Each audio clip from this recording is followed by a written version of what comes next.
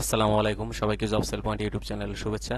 আজকে জেলা প্রশাসকের কার্যালয় সহকারী প্রশাসনিক কর্মকর্তা বা ডাবল এও পদের কাজ কি, ব্যবহারিক পরীক্ষা কেমন এবং প্রমোশন কেমন, এই তিনটে বিষয়ে আলোচনা করব। তো যারা চ্যানেলটিতে নতুন রয়েছেন চ্যানেলটি সাবস্ক্রাইব করবেন, ভিডিওটি লাইক কমেন্ট করে শেয়ার করে পাশে থাকবেন। তো সহকারী প্রশাসনিক কর্মকর্তা পদের কাজ কি আমি এখন বলে রাখি। সহকারী প্রশাসনিক কর্মকর্তা কিভাবে নিয়োগ হয়।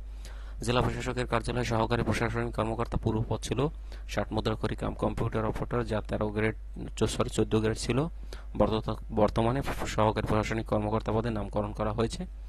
এই পদের মূল কাজ প্রশাসনিক কর্মকর্তাকে যাবতীয় কাজে সাহায্য করা। তাছাড়া তার নির্ধারিত কিছু কাজ করে থাকেন, যেমন ফাইলের ভূমি সংক্রান্ত ফাইলের কাজ করেন, ইজারা দেওয়া সম্পর্ক কাজ করেন। তাছাড়া ইউনিয়ন ভিত্তিক বিভিন্ন কাজ করে থাকেন এই সহকারী প্রশাসনিক কর্মকর্তা। তাদের কাজ মূলত প্রশাসনিক কেন্দ্র ভিত্তিক। তাছাড়া বিভিন্ন প্রকার সরকারি ভাতা প্রদানের জন্য ফাইল তৈরি করে থাকেন, যে অসহায় দুস্থ জনগণ রয়েছেন তাদের বিভিন্ন ফাইল তৈরি করে থাকেন।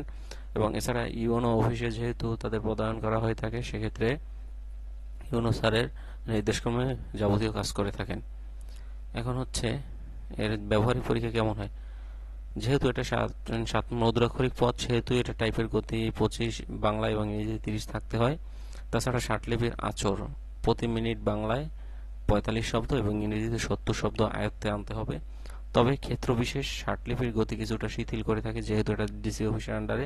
সেক্ষেত্রে অনেকে উপযুক্ত প্রার্থী পায় না, এই জন্য তারা ষাটলিপির গতি কমিয়ে কম যারা মোটামুটি পারে তাদেরকেও টিকিয়ে থাকে।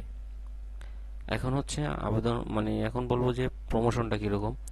এখন প্রমোশনটা হচ্ছে সহকারী প্রশাসনিক কর্মকর্তা পদ থেকে প্রমোশন পেয়ে উপপ্রশাসনিক কর্মকর্তা 13 গ্রেডে যাওয়া যায়।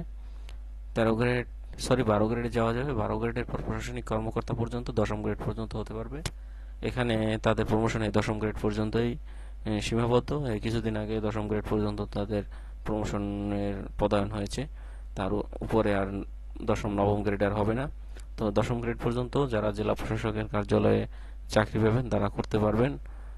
যারা সহকারী প্রশাসনিক কর্মকর্তা পদে চাকরি করবেন, ভবিষ্যতে যদি নিয়োগ বিধি পরিবর্তন হয় সেক্ষেত্রে তাদের প্রমোশনটা পরিবর্তন হতে পারে।